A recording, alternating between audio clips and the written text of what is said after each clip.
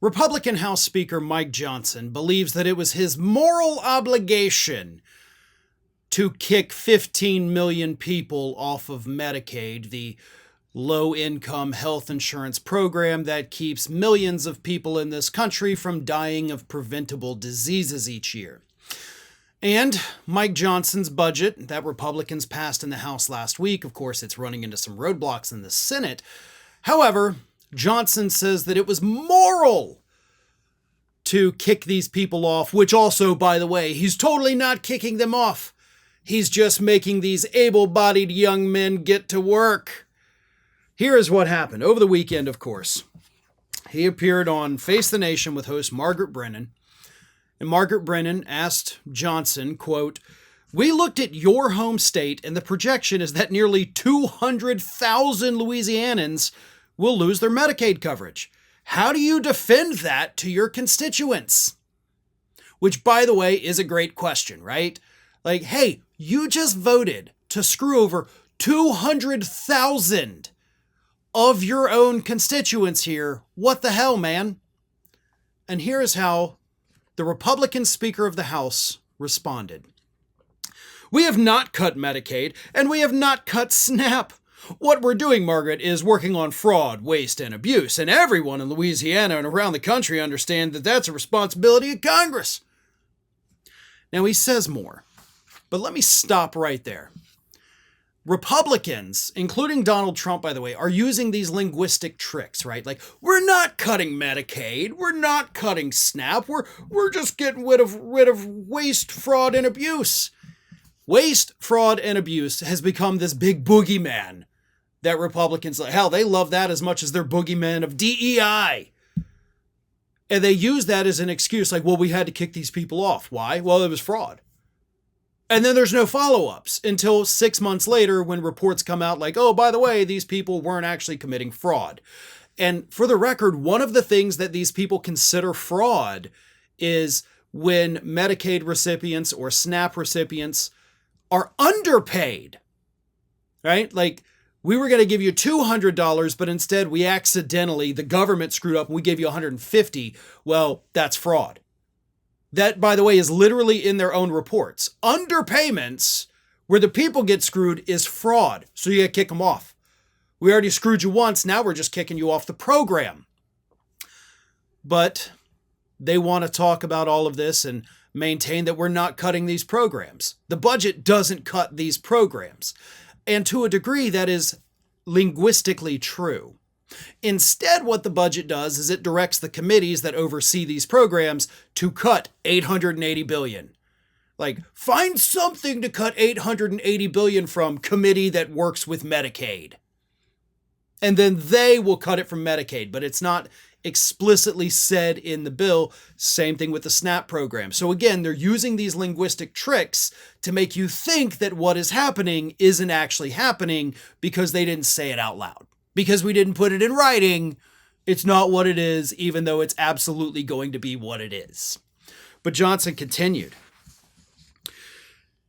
You've got about 4.8 million people on Medicaid right now nationwide who are able-bodied workers, young men, for example, who are not working, who are taking advantage of the system. If you are able to work and you refuse to do so, you're defrauding the system. You're cheating the system, and no one in the country believes that that's right. Yeah, nobody believes that's right. So there's a moral component to what we're doing. And when you make young men work, it's good for them. It's good for their dignity. It's good for their self-worth. And it's good for the community that they live in. Oh, so we're doing these people a favor. You know, go out there and work and feel that dignity, because the only way a human being in the United States can feel any kind of self-worth is if they're giving up their time, their energy, their youth for a company that doesn't know their name, right?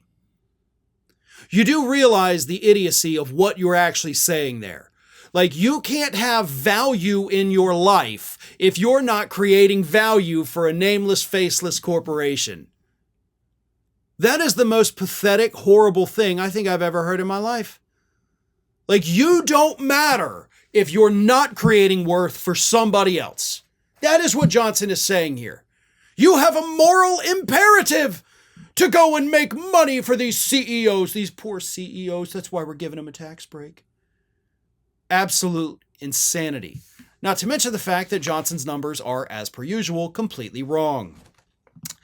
According to the Kaiser Family Foundation, the vast majority of Medicaid recipients, 92%, are either already working or may be eligible for an exemption because they're caregivers, in school, or disabled. That leaves just 8% of Medicaid recipients who say they're retired, can't find work, or are unemployed for another reason. So only 8% of Medicaid not working and has no exemption.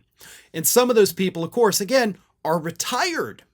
Like, I already worked my life away. I'm not going to do it anymore. The rest of them are either trying to find work and can't, and some of them may just not be working because, you know, getting free government health care but not being able to afford any of the basic necessities of daily life is certainly better than having to work a minimum wage part-time job, right? No, that's also a stupid argument.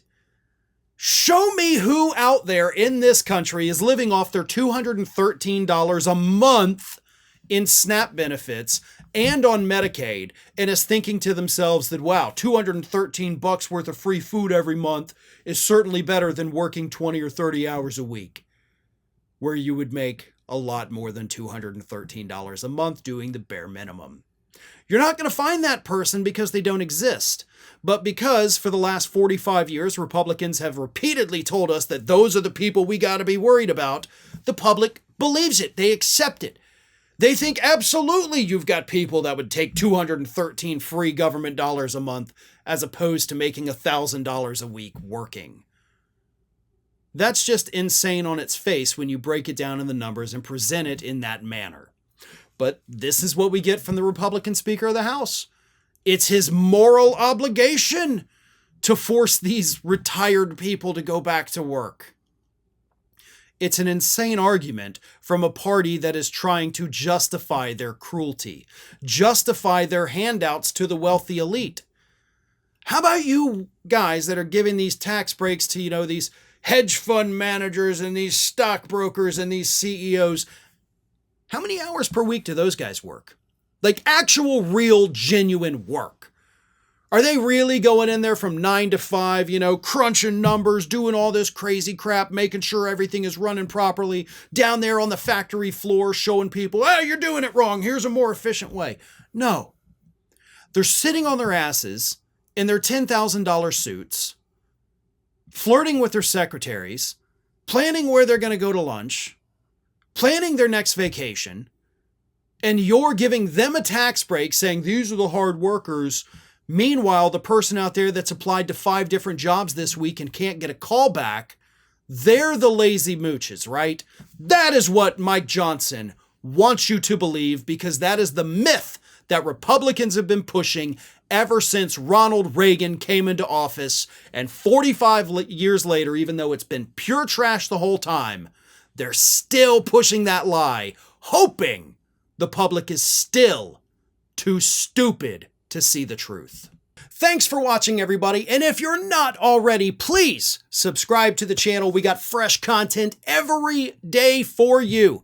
And if you want to follow us across social media, make sure you check out all of the social links that we have posted in the description of this video.